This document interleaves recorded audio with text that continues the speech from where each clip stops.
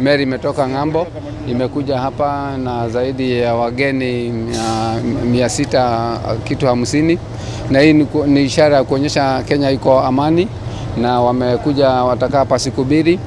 Sisi tumekuja tu kuamkua kujulia hali. Tuzidi kuboresha sehemu zetu za culture, za tradition, mbuga zetu za wanyama, kwa sababu hawa kuja wataka kuangalia maisha yetu, cultures zetu, traditions zetu, wanaziona kwenye televisheni, lakini wanakuja kuzi-experience. Tumeona hapa leo umuhimu wa SID, na tumeona pia, tumejionea sisi wenyewe, tumekuwa tukiwauliza maswali mengi wale bandari.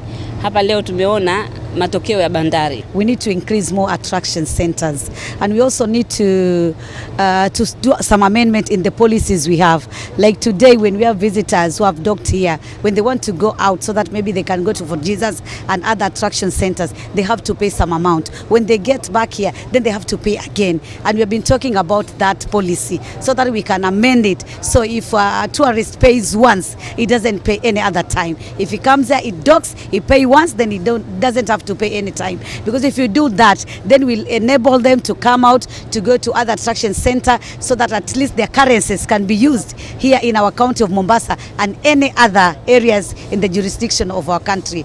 Wafanyikazi wa kwenye meli wako 389, pia mataifa mbalimbali, wakiwepo Wakenya 4, wasichana 2 na wanaume 2, na kuna Mkenya mwingine mmoja leo ana join kama walivyosema waheshimiwa.